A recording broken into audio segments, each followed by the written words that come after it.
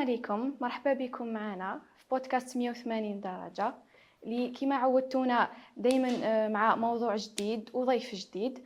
موضوعنا لهذه الحلقة اللي هي مهنة المهرج.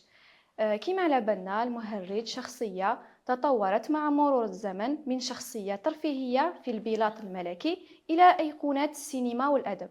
ضيفنا اليوم هو عبد الرحمن المهرج، صانع الفرح وراسم الابتسامة المعروف باسم لولو. مرحبا بك معنا عبد الرحمن.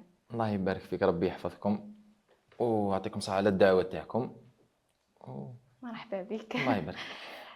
سؤالي الأول لك عبد الرحمن، شحال عندك وانت تخدم في هذا المجال؟ في الدومين تاع الكنون نعم. عندي قبل كورونا بشي ايامات شهور هكذاك، واحد 2 موا اللي بديت فيهم. تما كنت في سيرفيس ميليتير في الجيش، كي خرجت تعلق ديريكت تما الدومين هذا دخلت صدفة كما يقولوا.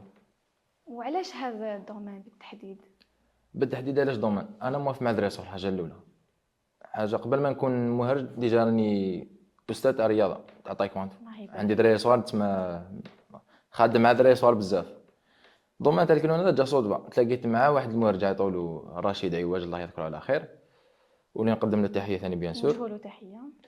هو اللي كان السبب الرئيسي باش دخلت في الدومين هذا.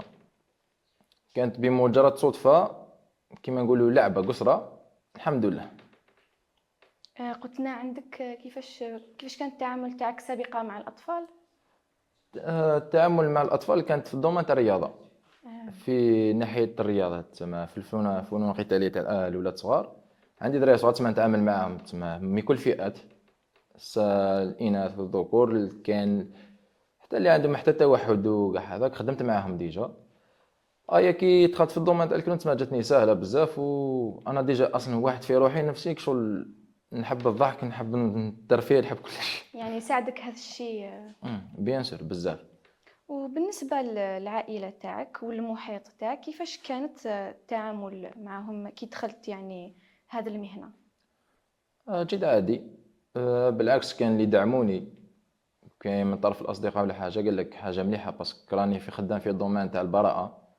باسكو الدومين هذا تاع البراءه هو شغل، هو دومين حساس كامل.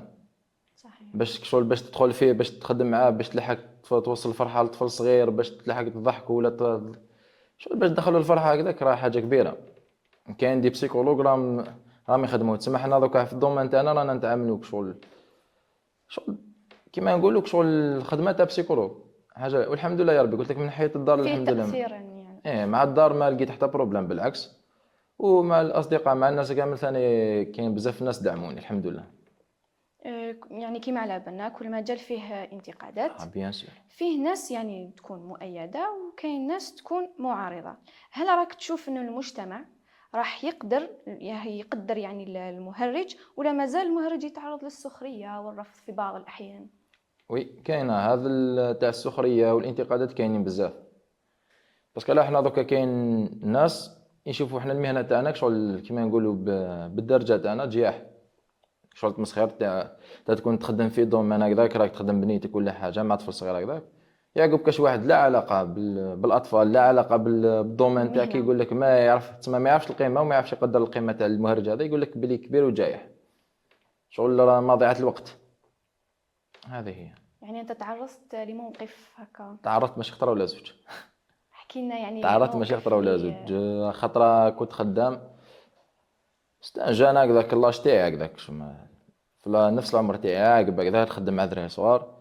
قال لي هكذا، قال لي شي كيما اليوم، قال لي يا خوش راك دير، قال لك تجيح بروحك ومنا وانتاجك راهم هكذا. قلت له الحمد لله يا ربي، قلت له الخدمه هذه نخدمها صافي البليزير تاعي مع دراري صغار، البليزير تاعي كي نفرح دراري الحمد لله يا ربي، نلقى راحتي معاهم بزاف بزاف. وخطره ثاني تعرضت ثاني موقف من طرف واللي طفل صغير هكذاك، طفله صغيره تفاصون في البلاصه اللي خدام فيها في دار البيئه بارك إلينا بولاية بويرة. خدام ثم نخدم ثم نرسم للدراري صغار، نرسم لهم سيرفيزاج تما في الوجوه تاعهم. صرا لي موقف وين تعرضت للاهانه تفاصون، تعرضت حتى القريب للضرب والكلام، فيه سخريه، فيه بزاف صوالح. الحق وين قال لي بلي راك واش راك راسم في وجهك، راك تبهدل بروحك وعيب عليك وراك كبير في وسط الناس، في وسط العامه، في وسط الناس تما لي فامي العائلات بون مع ولادهم وكلش. وكما كان حال غميتها وخليتها. فهمتك. الانسان يعني كيكون مقتنع بواش راه يدير يدافع على قضيته. اعطينا يعني افكار راك حاب تغيرها في المجتمع عن هذا المهنه، هي افكار باش خاصه يعني انك تعرضت لمواقف. هي دوكا المواقف اللي كان لقيت انا، اللي كان لقيت كيف نلقى الناس يفهموا بلي الخدمه تاع المهرج ماهيش خدمه نورمال. باسكو لا، خدمه المهرج راه حاجه من الاولى راه تدخل فرحه، حاجه الثانيه راه يتعالج. باسكو لا كاين ذراري صغار مرضى، كاين شوف لو كان ما يشوفش المهرج هذا ما يكونش فرحان. حاجه الاولى كاين حنا تاع اسمه، انا شحال من خطره يبعثونا لي زوبيطو هكذاك سبيطارات ولا حاجه، كاين دراري ما يشربوش الدواء تاعهم ولا ما يحبوش يديروا حاجه. كاين دراري باش يدخلوا في العمليه هكذاك لازم هما مع الحب تاع المهرج تاعهم قبل ما يجيبوا المهرج ما راحش يقتنع بالفكره باش يدخل يدير الدواء ولا حاجه. مين كي يجيبوا المهرج هذاك نقنعوه تما نضحكوا معاه نقصروا معاه نجيبوا له لي كادو هكذاك، راح تما يتساهل معانا ويدخل ثاني ويشرب الدواء تاعو حتى وين مي ذاك كاين الدراري ما ياكلوش يولوا ياكلوا. حنا ذاك في المجتمع تاعنا كما قلت لك لو كان لقيت كيف نبدل وجهة النظر هذه تاعهم نبدلها. ما عرفتش كيف. شيء جميل يعني. هي بيان سور هو حاجه مليحه كاع في درايك كي شغل تدخل فرحه انت في راحتك شغل. حنا في روحتنا في النفس تاعك كي تكوني تخدمي مع دراري صغار راح تحسي بالفرحه كبيره، تما تنحي الطاقه السلبيه كاع تنحيها. اكيد يعني كي تشوف البسمه في وجوههم. هذاك هو الصح، الدنيا وما فيها. هذا المجال كيفاش غير من حياتك يعني؟ شو هو الفرق بين قبل ما تدخل ليه وبعد ما دخلت؟ المجال هذا غير بزاف في حياتي، شغل غير 100% من درجه حياتي كاع تغيرت 180 درجة. هي كيف 180 احنا نزيدوا لا كيف هي تغيرت صح كما قلتي 180 درجه تغيرت من الفوق لتحت. شغل كنت في دومان تاعك شغل نقولي تاع واحد توحد ديريكت يا اخي، تسمى توجر مع روحي وحدي عندي غير دومان تاع سبور هذاك تسمى اللي تلقى روحك شغل تنحي على خاطرك الضيق تاع هذاك تنحي غير مي كي دخلت في الدومان تاع اسمو تعاملت مع ذراري صغار مع البراءه. كاين طفل صغير ديجا كي تلحق تفرح يجي يقول لك نحبك ويجي عنقك هذاك، تشوف لا رياكسيون تاع الاولاد صغار كيف يجوا يتعاملوا معاك وكيف تكون تمشي في طريق ولا يعيطوك يقولوا بلك هذاك هو عمو المهرج هذاك اللي يدخل في هذاك صافي بليزير. سورتو ثاني مع لي الدومان او اسمه مع الاولياء كي جيت دوك انت يا انسان وليد فرحتيه له عباك بلي الدنيا ما فيها كي يجي يقول لك بارك الله فيك هذاك هو الصح. فخر ليك يعني. بيان سور فخر ليا. خطره نحكي لكم ثانيه هذه اول مره تاعي كي بديت الدومان اسمه مهنه المهرج.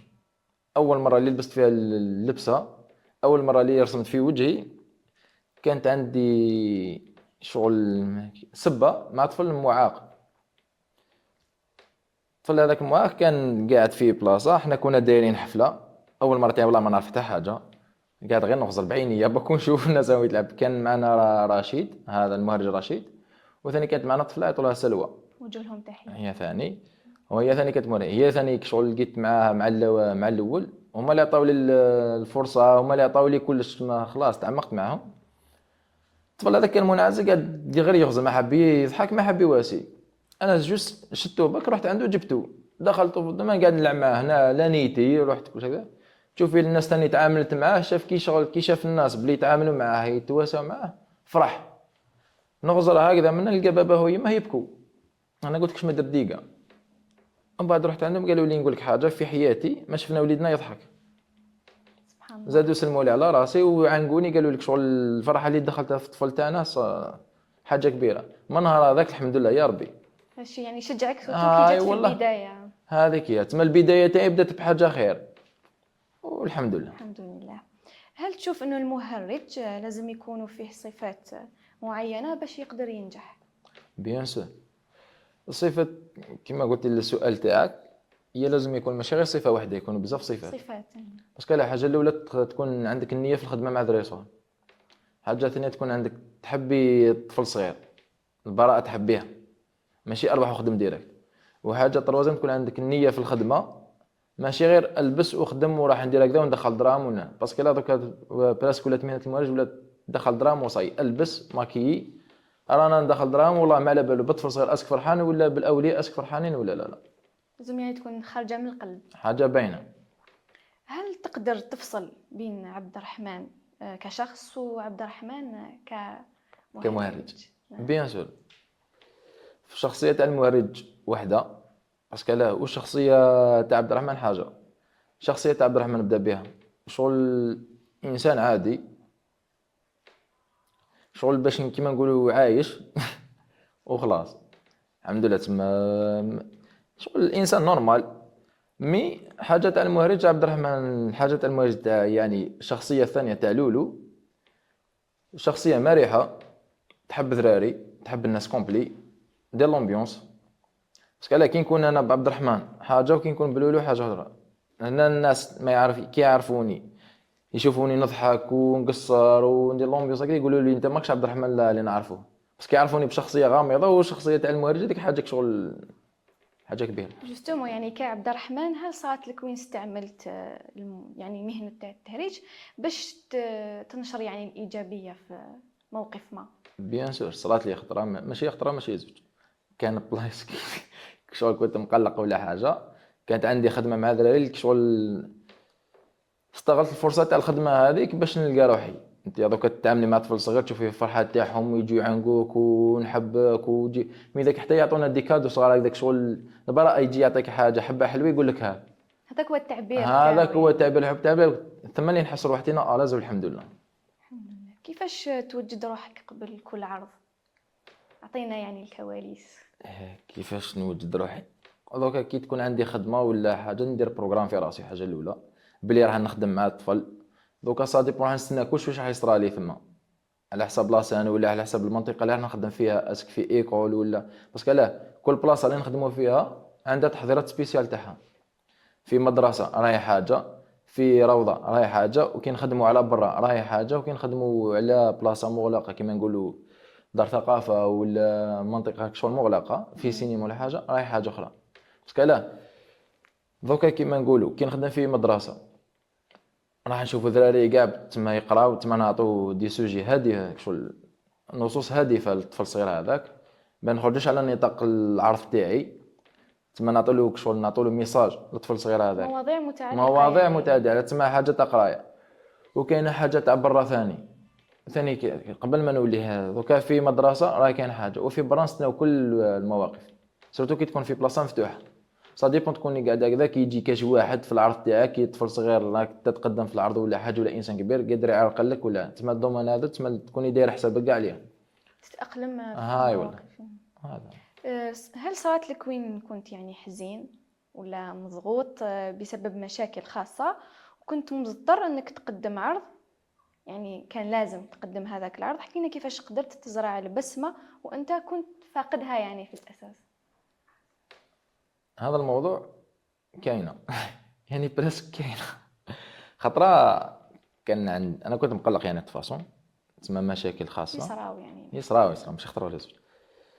مي انا عندي حاجه اللي هي في لي بروبليم تاعي ولا حاجه ما ندخلهمش في الدومين تاع المهرج، تسمى نخليهم اكوتي، نفصل بينات. تسمى المشاكل تاعي توجو نخليهم في جهه.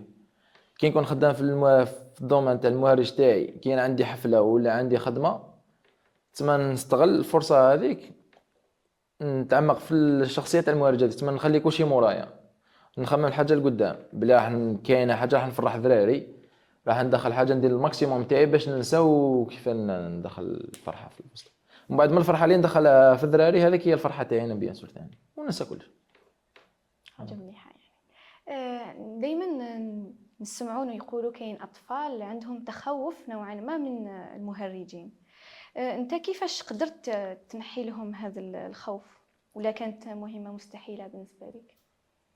نعم بالتاكيد كاين، هي صح مهمه مستحيله، وكاين ماشي واحد ولا زوج تاع اطفال يخافوا المهرج. علاه؟ يخافوا من الالوان.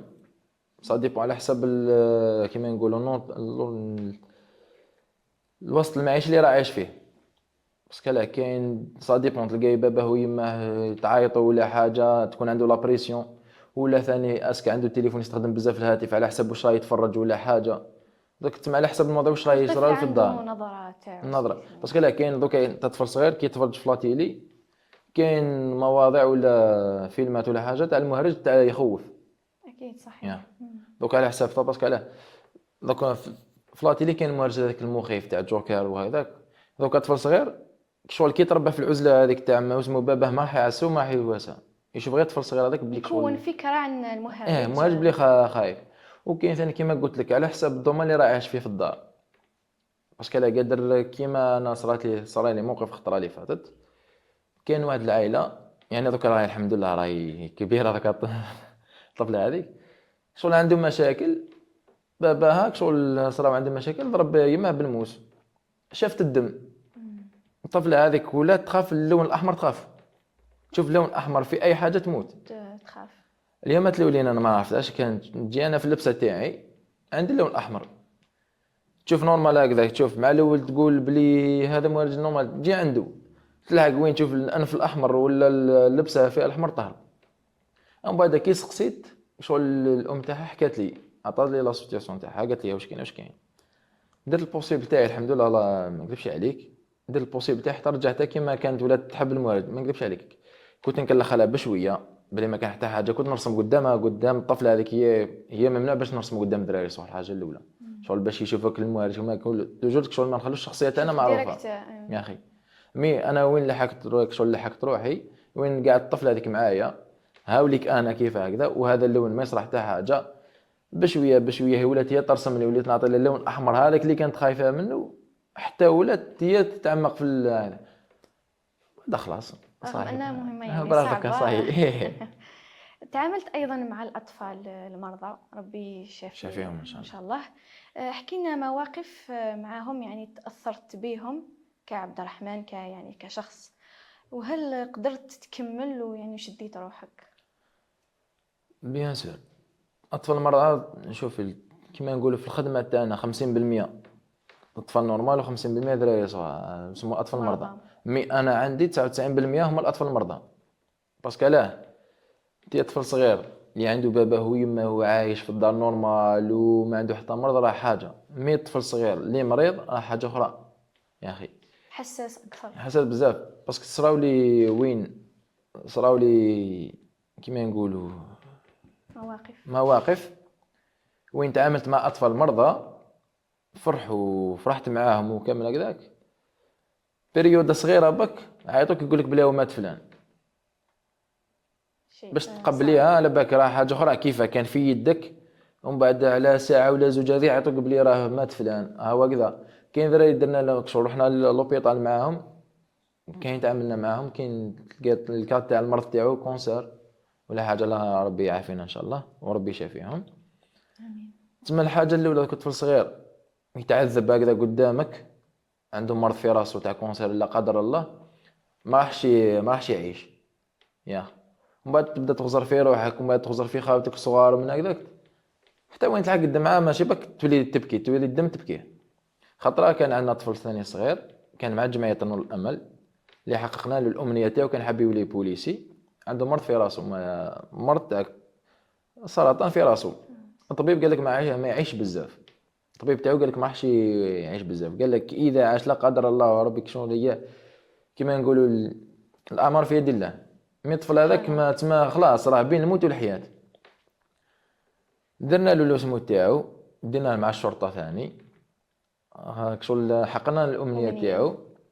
نهار هذاك ما كاش واحد ما بكاش، كي صغير كي كبير، كي كبيرنا كي صغرنا، كبار ناس كبار ايماجين ناس تاع الشرطه قيادات وبكاو مقدوش يشدوا ما قدرناش باسكو لا رانا شوف الطفل هذاك راه الفرحه تاعو يا مي هو ما على بالش واش راه كاين موراها، اسكي يكمل حياته ولا ما يكملش حياته. النهار هذاك ما نكذبش عليك انا واحد بكيت مي بصح ماشي قدامه، غميتها في روحي حتى كملت الخدمه تاعي ناحيه الماكياج هذاك تاع المهرج هكذا، قعدت فيك وانا واحد بديت نبكي.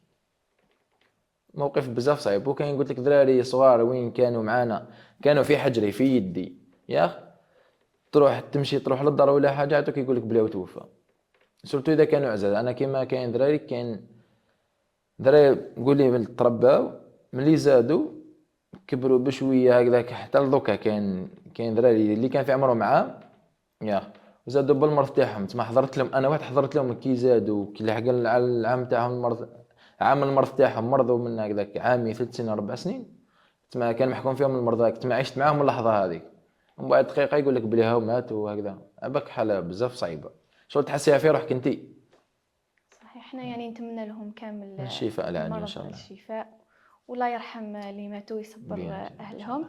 الله. في نفس الوقت يعني تاع عبد الرحمن، هذا المواقف تخليك تفخر بروحك، هي كاينه وي، نفتخر نلقاك بروحي. تسرع بس ما يعني بيان في. سور، باسكو راني ندير في حاجه ماشي اروح وديرها.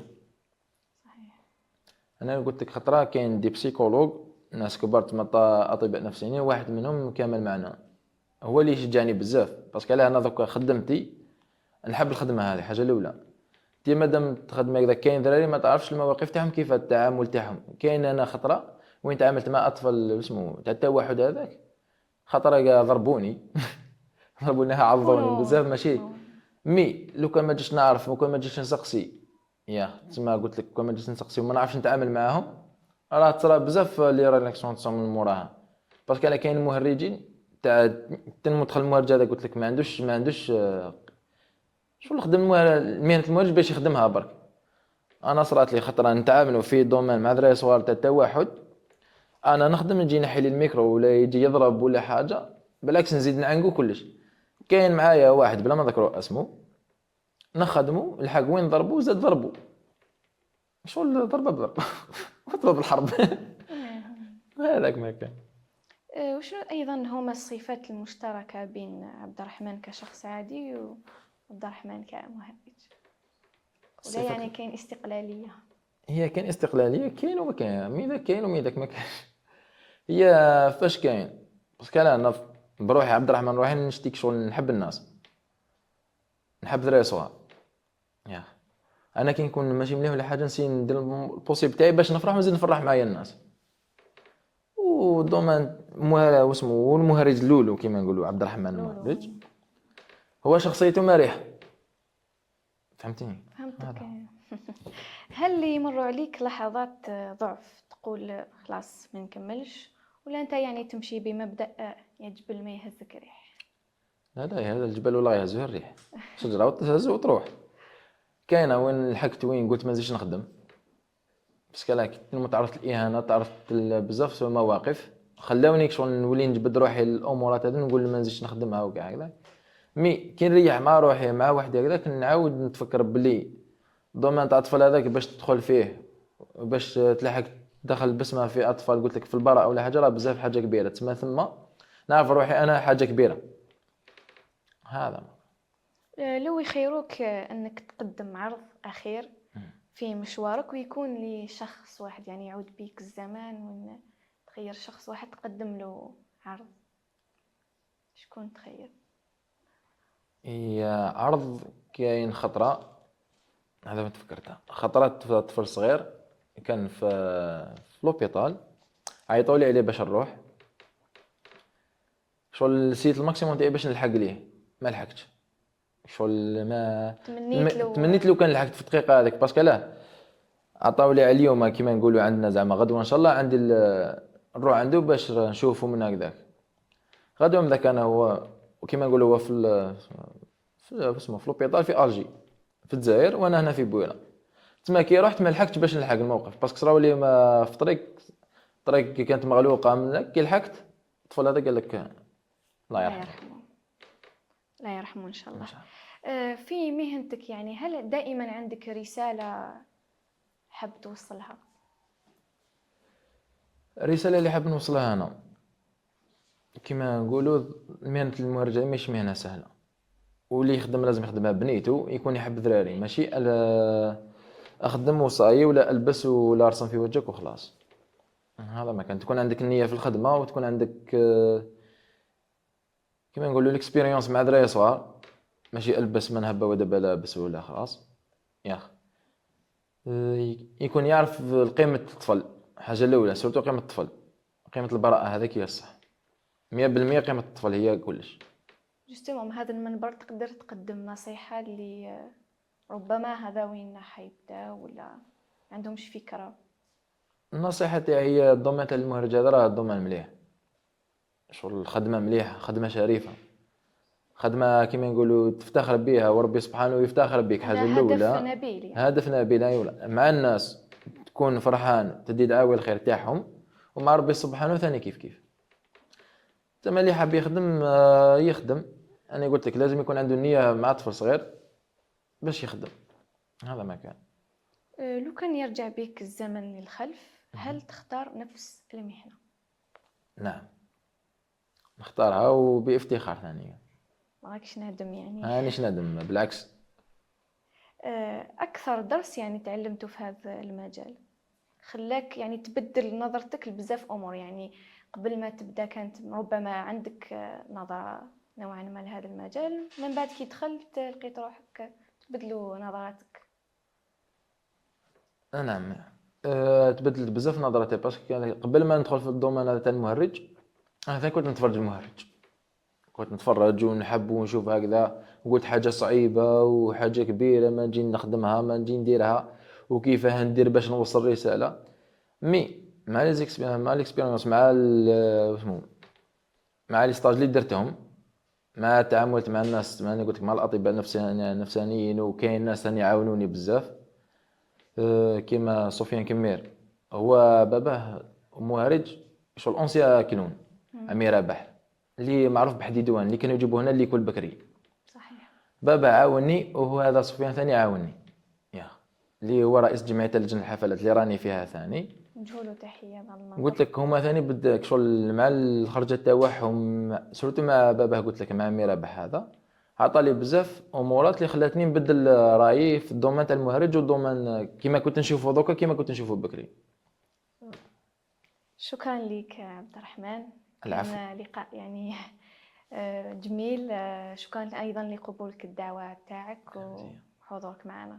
شكرا على واجب، ماشي مشكل كاع، وعلى عين والراس. مرحبا كما يقولوا، مرحبا بي عندكم ومرحبا بي عندنا وهي رايحه. شكرا. ربي يحفظكم.